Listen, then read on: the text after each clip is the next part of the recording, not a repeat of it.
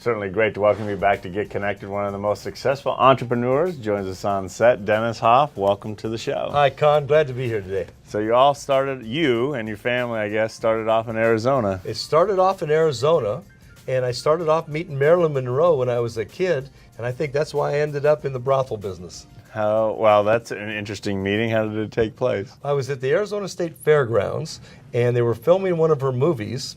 I'm up about the fourth row, and she kept looking at me, and she waved, and my grandma says, wave back to her. And a little while later, her and her bodyguards came up, and she walked up to me, put her hand on my shoulder, gave me a kiss, and said, you're a handsome young man. And I've been with glammed up blondes the rest of my life. Lucky you. Yeah. Let's talk about high school real quick. Yeah. Obviously, we all do English. How surprised would your English teacher be to hear that you wrote a book? I'm going back to my 50th anniversary this year, and they're going to be shocked. And my English teacher, I'm excited to let her read the book and say, how'd I do? That's awesome.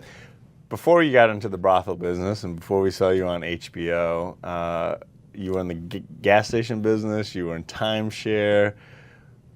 What didn't work for you in the beginning years? Well, I got into the gas station business because I was playing in sports, and they had me working at a gas station, paying me a lot of money, so I got to know the oil company guys. So that worked real well for me. And then I moved to Reno. I fell in love with Reno Lake Tahoe. So Phoenix got a little hot in the summer, and moved up there, had a bunch of gas stations, and then anything you bought in Reno at the time, you made money off of real estate. So I got involved in real estate and then started making real money. So I've been a small businessman and entrepreneur all my life. And fortunately enough, I started dating a girl that worked at the Bunny Ranch, and I didn't know it. And finally she told me and talked me into coming out there. And the first night I was there, I met Andy Kaufman and Bob Zamuda, the founder of Comic Relief. And so that was our hangout. And Kaufman is a huge star at the time. And about 78, Kaufman said to me, Dennis, you need to buy this place and treat everybody like you and I are being treated. And that was the catalyst that made it work. Well, let's go back to the dating of the girl that brought you out there initially. How did that conversation go down? It was terrible. I was the straightest guy in the world, and she says, I need to tell you, I'm not really a buyer for Macy's. When I'm gone 3 weeks out of the month, I work at a place called the Moonlight Ranch. And I said, well, what's that? And she told me, I couldn't even imagine my girlfriend kissing a guy, much less getting intimate with them. And so it was tough. We broke up, and then she talked me into coming out and taking a look. And I thought, you know what? Once you get past what they're selling here, this is pretty normal. And it beats what I was accustomed to on the streets of Phoenix, Arizona, with all the horrendous sex trafficking.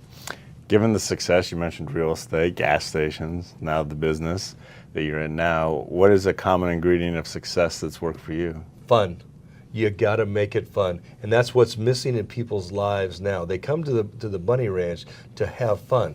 And that's what the book is. The book is, per Judith Regan, the publisher, the most honest, fun book she's ever written.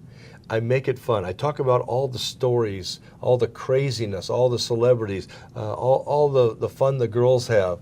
And the thing about the Bunny Ranch is that you can be yourself there. And that's what Kaufman saw in it. And you can be yourself, and I write about that in the book. You'll be on Nancy Grace tonight. Arguing with Nancy. Arguing with Nancy, but you've also spoken at Oxford. What did you share with those students? Well, I talk about the business and how we've got it right. In fact, I debated a member of the Parliament, a woman member, the Nancy Pelosi of the UK, on evening television. And what I said is, ma'am, I know you don't like me. She says, no, I don't like what you do. I said, great, but you don't like exploitation of women, do you? No, I don't either. And you don't like drugs in a workplace, do you, ma'am? No, I don't either. And you don't like STDs, do you? I don't either. And you don't like people that don't pay taxes? I don't either. So I'm glad you agree with the Bunny Ranch model of legal prostitution. She says, no. She said, I don't like it at all. I said, well, you've had 1,000 years to fix this problem, and you still got this terrible sex trafficking in the UK. I just Googled it, and it said 3.4 million items popped up when you Google sex trafficking UK. So they don't like what I do, but they don't understand that it's not going away. And I did the same thing at Trinity College. It happens that my TV show is very popular in Ireland. And 2 weeks ago spoke at the Sorbonne in Paris, where the show is very popular.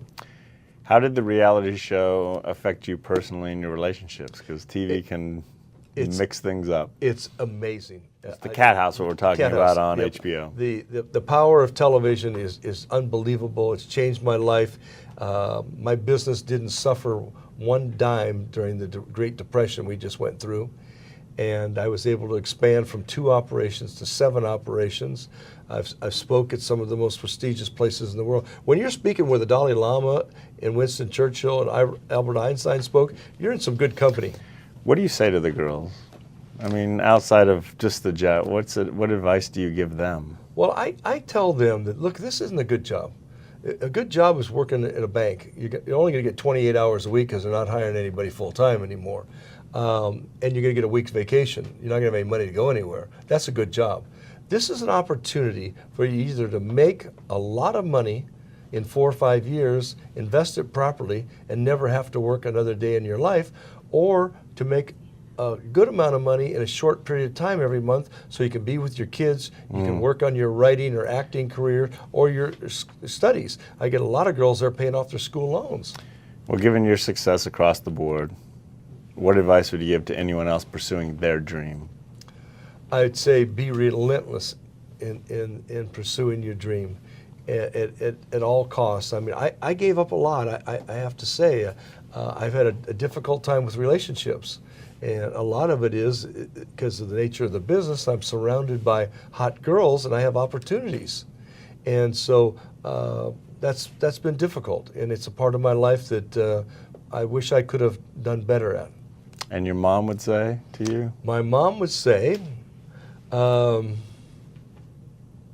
you're a bad boy and that I love the big house you just bought me. Oh. Well, thank you so much. Thanks for this book. Thanks for the time. We'll be right back.